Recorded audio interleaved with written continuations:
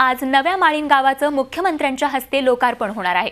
30 जुलै 2014ला पुणे जिल्ह्यातल्या माळीण गावावर डोंगरकडा कोसळून संपूर्ण गाव दरडीखाली गाडलं गेलं होतं आणि याच दुर्घटनेत 151 लोकांचा मृत्यू झाला होता। या घटनेला 2.5 वर्ष पूर्ण झाली आहेत। गेल्या 2.5 वर्षात हे गाव इथून जवळच असलेल्या आंबडेमध्ये पुनर्वसित करण्यात आलं होतं।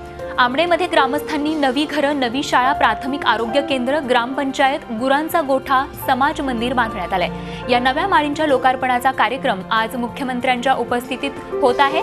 यावेळी मुख्यमंत्र्यांसोबत केंद्रीय पर्यावरण मंत्री प्रकाश जावडेकर, चंद्रकांत पाटील, सुधीर मुनगंटीवार, पंकजा मुंडे, विष्णू सावरा तसंच गिरीश बापट या ठिकाणी उपस्थित राहणार आहेत।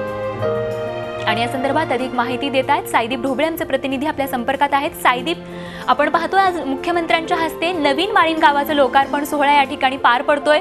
काय पद्धतीची लगबग या ठिकाणी आपल्याला पाहायला मिळते आणि कसं आहे नवीन माळीण गाव? नक्कीच स्वाती, अनेक दिवसापासून माळीणचा पुनर्वसनाचा प्रश्न प्रलंबित होता। अखेर तो दिवस आज उजेडलेला आहे। आज प्रमुख मुख्यमंत्र्यांच्या हस्ते आणि जे संबंधित जे मंत्री आहेत त्यांच्या हस्ते या ठिकाणी जे माळीण जे नवीन पुनर्वसन झाले त्याचं लोकार्पण या ठिकाणी होणार आहे। सकाळपासूनच या ठिकाणी जे माळीणवासी आहेत त्यांची या कार्यक्रमासाठी चाललेली लगबग आपल्याला पाहायला मिळते।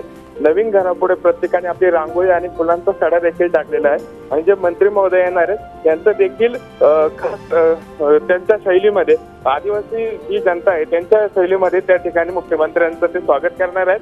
प्रशासनाने देखील गेली 15 दिवसापासून या ठिकाणी जय्यत तयारी सुरू केलेली। स्वतः पुण्याचे जे जिल्हाधिकारी सौरभराव ते देखील या ठिकाणी घटनास्थळी थांबून स्वतः त्यांनी परिस्थितीचा सर्व आढावा घेऊन प्रत्येक ठिकाणी प्रत्येक जे माळीणवासीयांचे प्रत्येकाला घर मिळेल यासाठी प्रत्येक प्रयत्न केलेले आहेत। त्यामुळे एकंदरीत आज नवीन माळीण मध्ये आज मोठा आनंदाचं वातावरण आहे।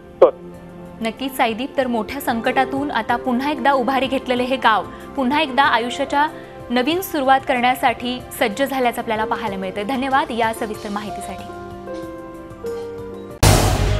झी 24 तास रहा एक पाऊल पुढे।